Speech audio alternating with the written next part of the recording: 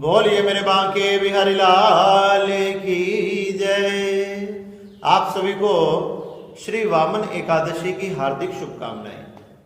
श्री युधिष्ठिर जी महाराज ने भगवान श्री कृष्ण के समीप जाकर पूछने लगे कि हे द्वारकाधीश, हे भगवान श्री कृष्ण, भाद्रपद मास में शुक्ल पक्ष में आने वाली एकादशी का क्या नाम है, इसकी क्या विधि है, कौन इसके देवता हैं तथा किस प्रकार से ये व्रत किया जाता है, आप कृपया करके मुझे बताइए।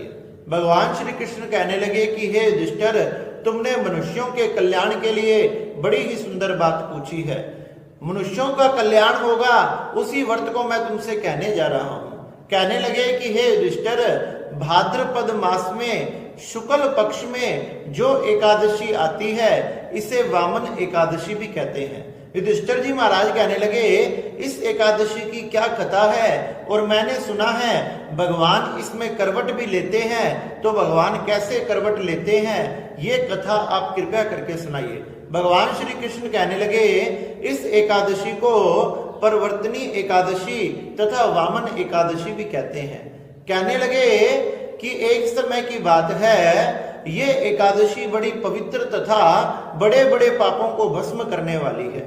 मनुष्यों ने अपने जीवन में जाने अनजाने में जितने भी पाप हुए हैं, इस एकादशी के व्रत करने मात्र से वे सारे पाप नष्ट हो जाते हैं। भगवान कहने लगे, त्रेता युग में जब राजा बलि ने जब त्रेता युग के प्रारंभ में जो दैत्यों के राजा थे, उन्होंने अपने गुरु शुक्राचार्य की आज्ञा से देवताओं पर आक्रमण किया।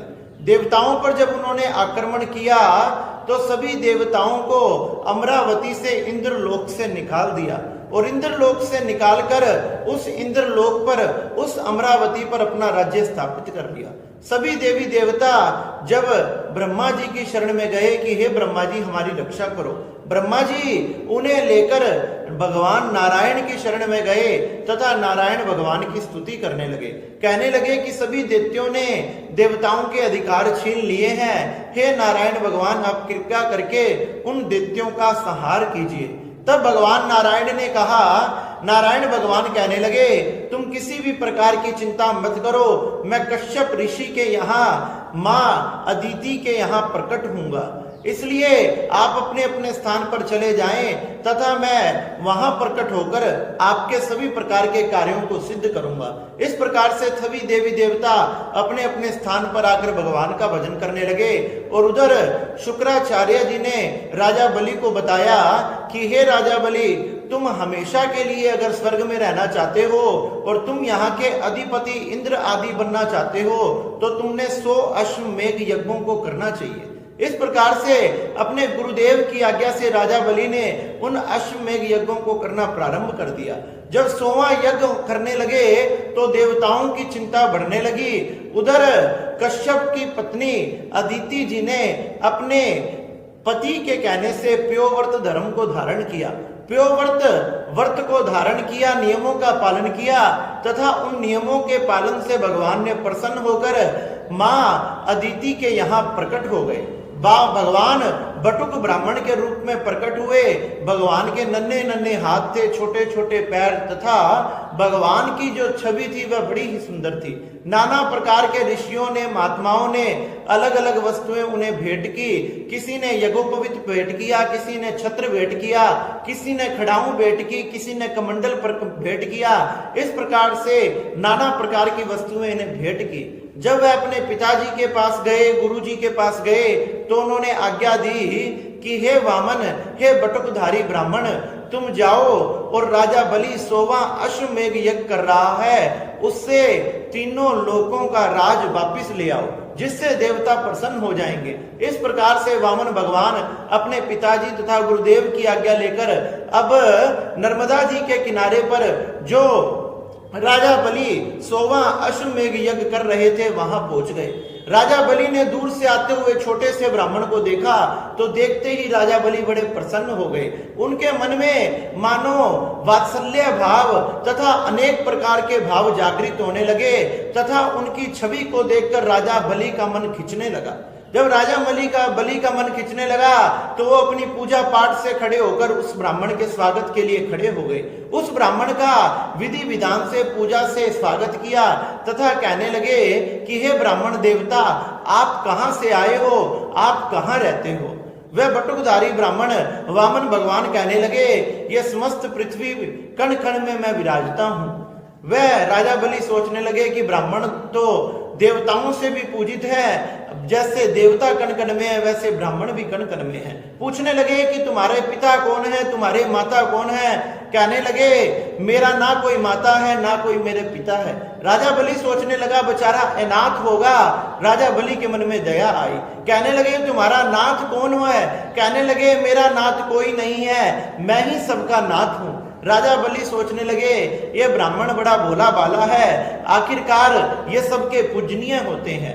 ब्राह्मण को देखकर राजा बलि कहने लगे आज आपके दर्शन करने मात्र से मेरे मन में ये आ रहा है कि मैं आपको कुछ प्रदान करूं। तो हे ब्राह्मण देवता, आपके मन में जो भी हो वो मुझसे मांग लो।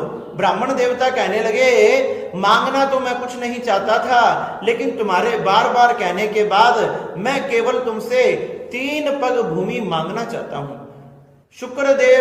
गुरुदेव शुक्राचार्य ने भगवान को पहचान लिया तथा राजा बलि को बार बार रोकने लगे, लेकिन राजा बलि ने एक ना मानी।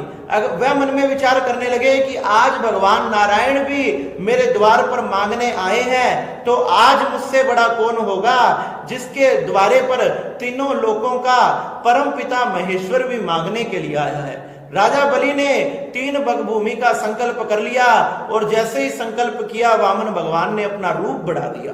देखते ही देखते विराट रूप में प्रकट हो गए। कहने लगे कि राजा बता मैं पग भूमि को कैसे नापूं। भगवान राजा बलि ने कहा कि भगवान जैसे आपका मन हो वैसे ही आप नाप लो। भगवान ने पहले ही पग में पृथ्वी को और दूसरे लोक में स्वर्ग को नाप लिया।